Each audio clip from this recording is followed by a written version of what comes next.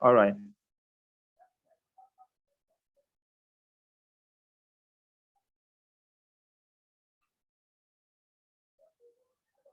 Students, you are welcome to our evening class for today. So I'll be taking you English language, that is grammar in English language. So today our topic for consideration is comparison and consistency in pronouns. Like as you have known, my name is Oladimeji. All right, so let's take ourselves through the series of slides in the sense of enlightening ourselves about the topic of concern. Now, before we go into the provision of the topic itself, it's very important we understand the contextual meaning of whatever we are taking into consideration. Like, for instance, we said we are dealing with comparison and consistency. So what is comparison? We need to ask ourselves what comparison is. Before I proceed, please, I want to know if you can hear me from your own end. Is there any participants there that can hear me from his or her own end? You can hear you. All right, all right, so let's proceed. All right, so comparison, as it sounds, coined from the word compare, is an evaluation of the similarities and differences of one or more things that are relative to some other or each other. When you are comparing a man and a man, or you are comparing a man and a woman. When you are comparing a man and a man, you are comparing things of similarity. That is, you are comparing persons of the same gender. And on the other hand, when you are comparing a man and a woman, you are comparing two persons of different qualities or different genders. So we are taking that sense of comparison into our choice of pronouns when we are dealing with choices of pronouns in the level of subject and object. Here you need to just calm your brain in order to get the most of this lesson. That is, when making comparison, there must be two or more similar things or different things we are taking into consideration. You can compare between an English male student and another English male student. For instance, you are comparing between an English private secondary school male student and an English public secondary school male student. Or on the other hand, you can compare between an English private English male student and another public secondary school male, female student. So, which means you are comparing between two things that are similar or two things that are different. All right, so that is a subject with a subject and an object with an object. That is in the sense of pronouns. So in comparison, when comparing pronouns, we should involve two subjects or two objects. When you are comparing in pronouns, you don't compare an object with a subject. And on the other hand, you don't compare a subject with an object. Comparison here deals with comparing two nouns or pronouns. But when comparing, consistency should be maintained. We need to maintain our state of comparison. When we are comparing between subjects, we should maintain a level of subject comparison. And when we are comparing between objects, we should always, also, on that hand, maintain consistency between the object we are comparing. But before we further into the analysis of comparison, we need to understand or identify our various pronouns that can serve as object and subject at the same time. Subject pronouns include I, we, you, he, she, it, you, him, her, it, them, etc. But here there is a table here that analyzes and differentiates between a subject pronoun and an object pronoun. Look at this axis. I, it, you, he, she, they, we.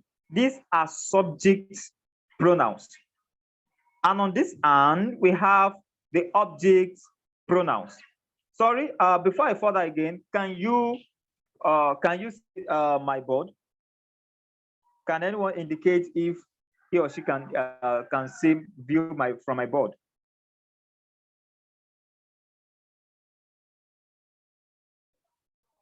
Hello, are you there? Yes, we can't see this thing. It's only your picture. You can't see my board, right? No, it's only your picture we can see. You said? It's only your picture you can see. You can only see my picture? Yes. Well, I wish you can see my board from here, so you can the teaching can be so effective. How can we do that, please? Is that achievable? Yes. Oh, you have not on your Anybody with any objection? Sorry, is anybody trying to say something? No. Continue. All right. So let's proceed. So the table below is indicating a list of subjects and objects. Now, this axis, as we can see, is indicating the list of subjects, and the other axis is indicating the list of the objects, corresponding objects to those subjects. So from here, we can see that the subjects, that's this I, is what we call first person singular personal pronoun. And the corresponding object is me. So this is another singular personal pronoun, which is it. And the corresponding object is it. Another pronoun is you, and the corresponding object is you as well. So we can see that these two subjects, or these two pronouns rather, it and you, do not change when obtaining their object form, but other pronouns do change. So we have as well a pronoun he, where the object is him. We also have the pronoun she, where the object is her. We also have the pronoun they. This is a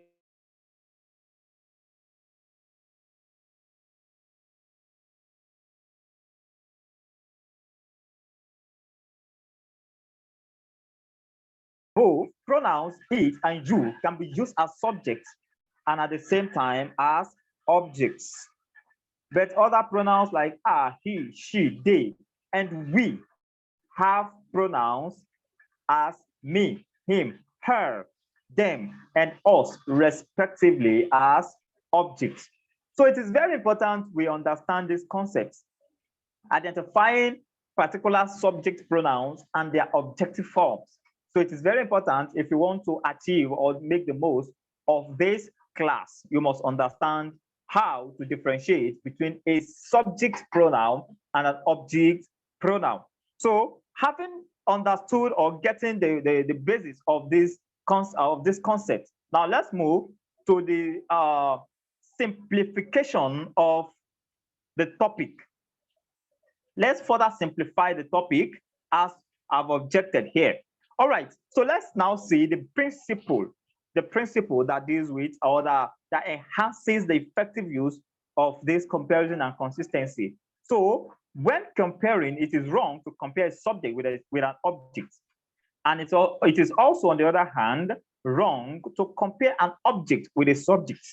But rather, it is very correct to compare a subject with a corresponding subject and an object with a corresponding object. Now, so we have varieties of examples. making use of this principle, this is the basic principle of this comparison and consistency, which we must also always put into consideration when dealing with a topic like this. So this principle deals with virtually all aspects of comparison and consistency. You must always compare a boy and a boy, and again and again. You don't compare again and when we deal with when we deal with pronoun comparison. You don't compare opposite with a negative, and neither do you compare a negative with the opposite. So what we do is we compare the positive side with the positive side and the negative side with the negative side, which signifies that subject should be compared with subject, and an object should be compared with an object. So example 1, he is taller than I. This can be given as a question, and the last pronoun there, I, will be missing as for you to locate the right option. He is taller than I. Some people will misconstrue this representation, and they will put he is taller than me. That is a wrong sentence. This is a comparison between the two subjects, he and I.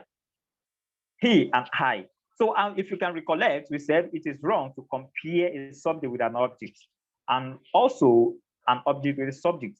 So when you are comparing a subject, you should give a corresponding subject to it. So he is taller than I. He is a subject. So the pronoun, the corresponding pronoun that will be here should also be a subject and not object. So the sentence can further be explained as he is tall. I am tall, but he is taller than I am. I am tall. Yeah, actually, I'm tall. He is tall. Yes, he is tall. But who is taller? He is taller than I am, not he is taller than me. That's a wrong sentence. He is taller than I am. Tolu is tall. I am tall, but Tolu is taller than I am. So that's a correct construction of that sentence. So let's move to sentence 2, example 2.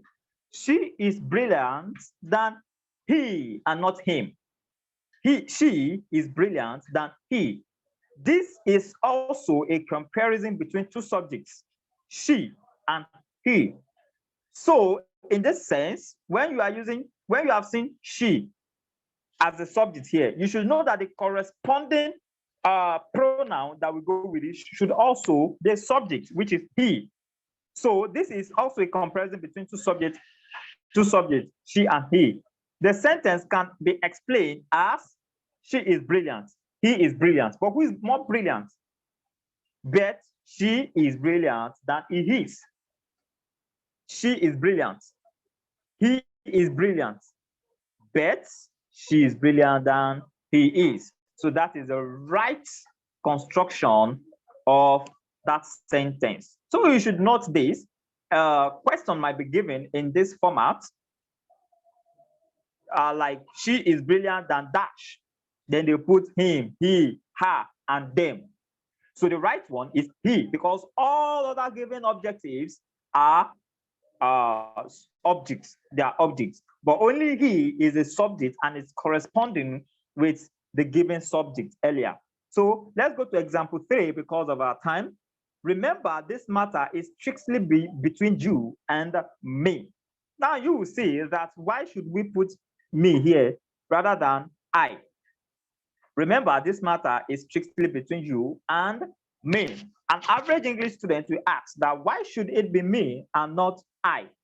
Yes, if you put I here, you are very, very, very wrong, because this is a comparison between two objects. We are comparing two objects, and which are the objects we are comparing here? You and me. Now, don't forget that the subject of this sentence is this matter.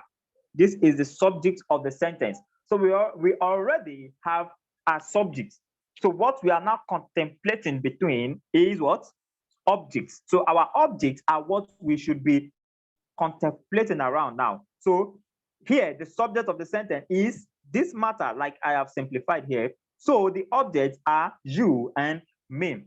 However, this sentence can otherwise be expressed as this matter is strictly between us. And if you can see this is us.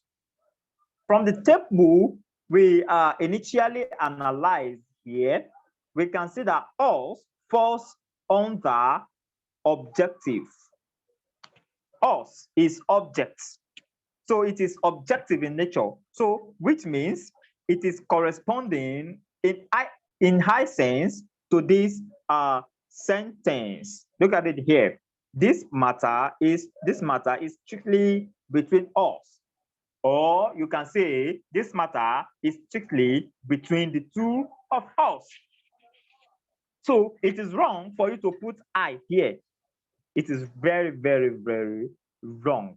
And that will be a negative point from your end if you do that in an examination. Sorry. So having understood this, let's move to the next slide. Another examples are given here. You cannot come between my sister and me, not I.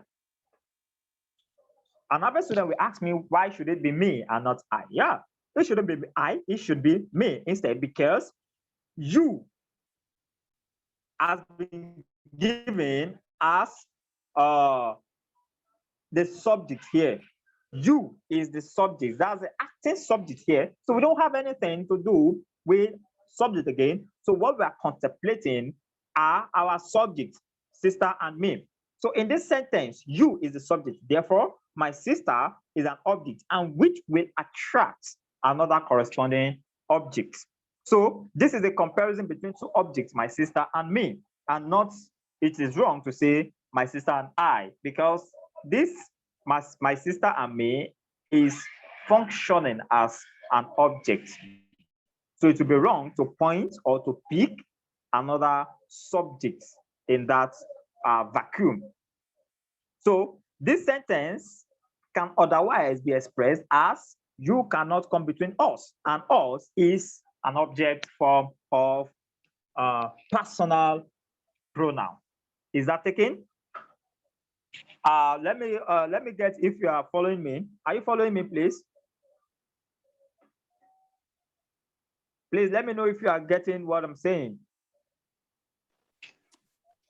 Yes, sir. I'm following. All right. At this point or at this junction, let me see if anybody here has a question to come up with. Anybody with a question? Any question before we further more?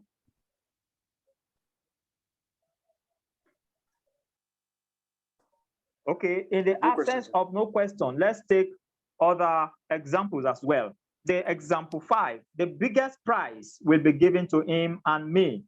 The biggest prize will be given to him and me. So it is wrong to say him and I, because this part of the sentence is functioning as the object of the sentence.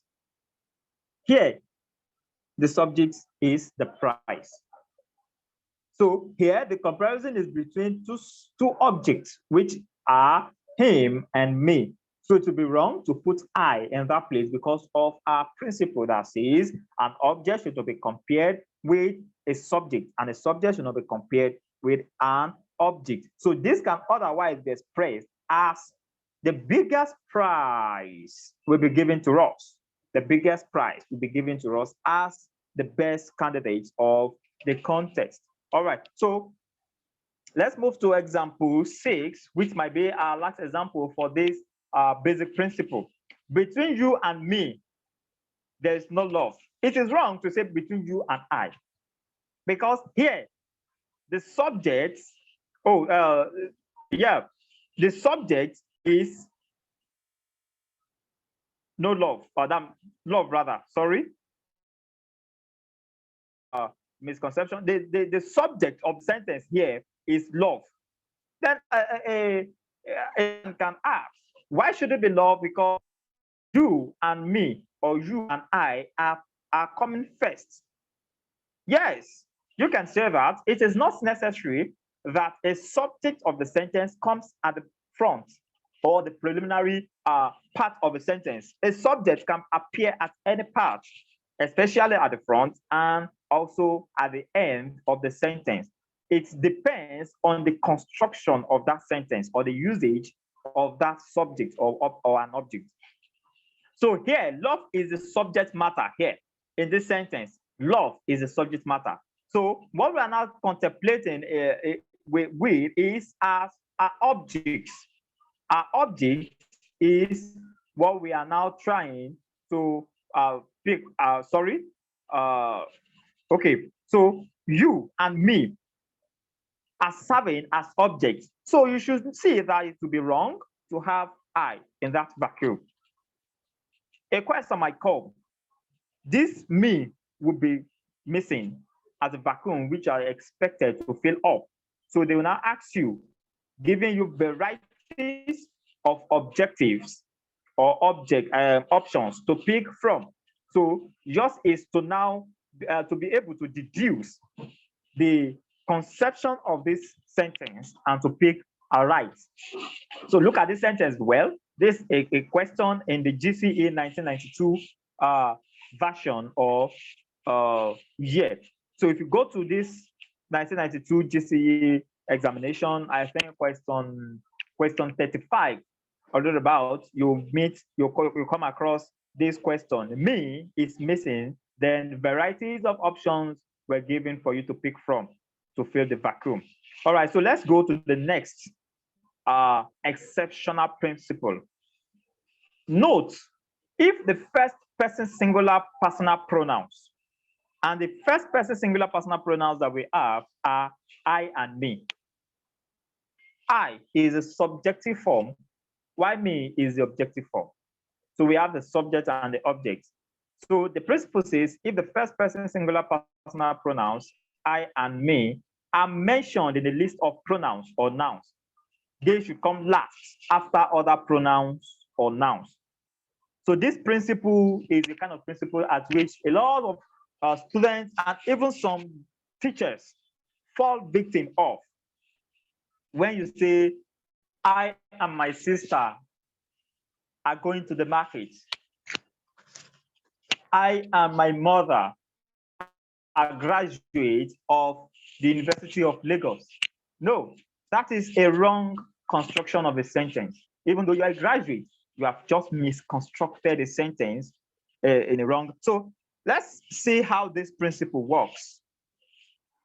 He and I are good friends.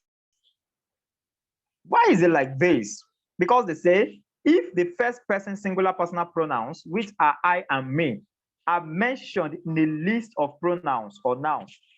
So it might be mixed with the noun, then the first person singular personal pronoun injected or inserted among, or whichever way, it might be two pronouns, whichever way it is given, just know that that I or me will be the last of the list.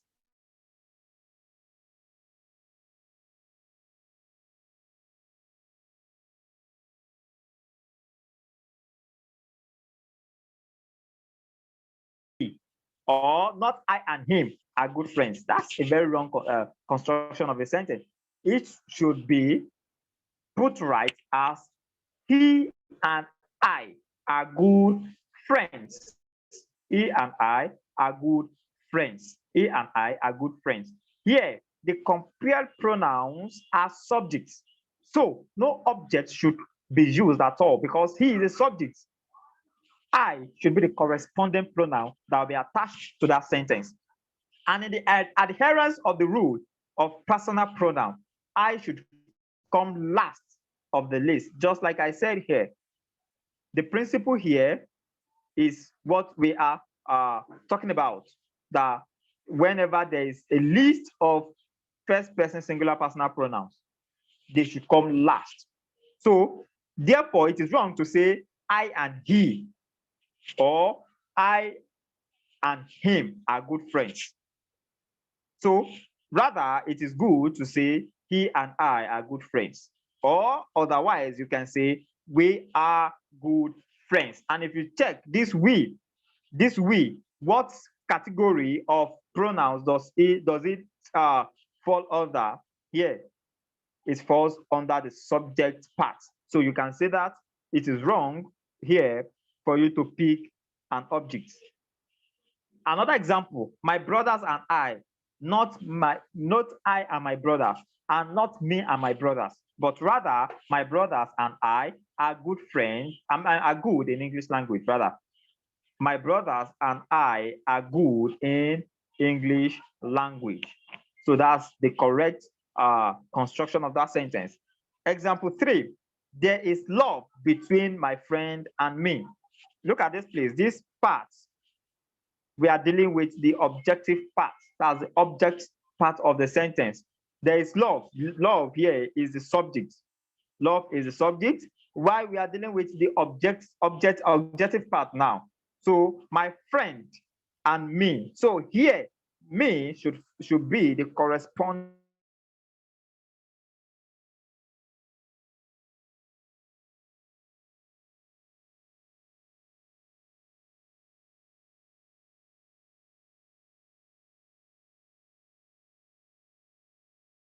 you should be able to denote or to identify which pronouns correspond or is the rightful usage to a sentence which you might be or which might be thrown at you. So another example, example 4, Ngozi and I. Ngozi is the subject here. So a corresponding pronoun that should be attached to it is I, because we must use subject and subject. So Ngozi and I were asked to represent the school at the quiz competition. Ngozi asked to represent the school at the quiz competition, not Ngozi and me, or me and Ngozi. So the right usage is Ngozi and I.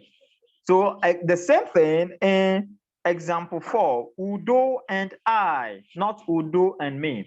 Udo and I were sent to the library by the English teacher. So this question 4 can be seen in WASSCE 2004. Also, the last one can be seen if you can visit your WASSCE past question series in 2000. So you can see this, you meet these questions there consecutively. And let me say where you can meet this. You can see this question in question 38 or 39 thereabout, and as this as well, 37, 38, or 39. If you check there, or you will see these questions there.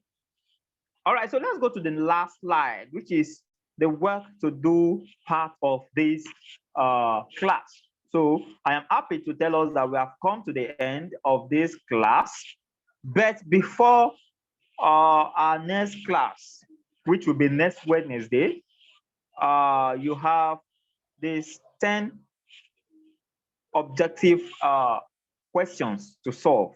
They are simple and cheap questions. And as you can see, they were picked from your study pack. That's your West African Senior Secondary Certificate Examination past questions. Question 1, okay, let me read the instruction. From the words lettered A to D, choose the word that best completes each of the following sentences. Question 1, Iberi invited Dash to her birthday party. So if you apply the last principle we talked about, this that means this principle, the rule of personal pronouns. If you can apply this and as well apply our first principle, you can get the answer to that. So the two principles are embedded in that question 1. The two principles are embedded in that question 1, which you must put into practice before you can get your answer. So question 2, the portion is to be shared between dash. Is it us and them, we and them, us and they, we and they? Whichever option you think is right, you should be able to justify your option. Yeah, you should be able to justify your option using our previous understanding on this course of study. All right, so question 3, Sunji divided the money between David and Dash. You should also be able to pick out your answer from there. So you read through to question 10 and you provide your answer to those questions. All right, so our next class will be on Wednesday, next week, Wednesday. before the next class, make sure you choose a right of these assignments that are given to you. So we shall take them into consideration in our next class. Probably we shall dedicate 5 or 10 minutes for this assignment before we move to our next class. All right. See you next week. Study well. God bless you. Thanks. Can you hear me? Yes, I can hear you. Okay. You said the assignment. Can you help me send the assignment to me on the WhatsApp page? Okay. What I will do is I will prepare the PDF format of this lesson and send it to you, sir. Okay, that will be great. Including the assignment. That will be great. Is that good? Yeah, that will be fine. So, does anybody have? Right. Joshua, do you have any questions? Yeah, I'm here. Anybody that has questions, I can attend to them. Hello, sir. Okay, Joshua Idema, yes. Can I hear from you? Yes, sir. In case we are dealing with a second person pronoun, you. Okay. And a pronoun, the objective pronoun, us. Okay. In case there's a comparison between you and that us, which one will come first among the two of them? Between the two of them? Yes. The first thing you need to consider in that situation is that you check the conceptual usage of that you. If that you is being used as a subject, then you must use a corresponding subject with it. And if that you is serving as an object in that place, then definitely you should pick a corresponding object. Is that answered? Yes, sir. Yes, sir. Thank you. Okay. So any other question? No. No question for me. Any other question?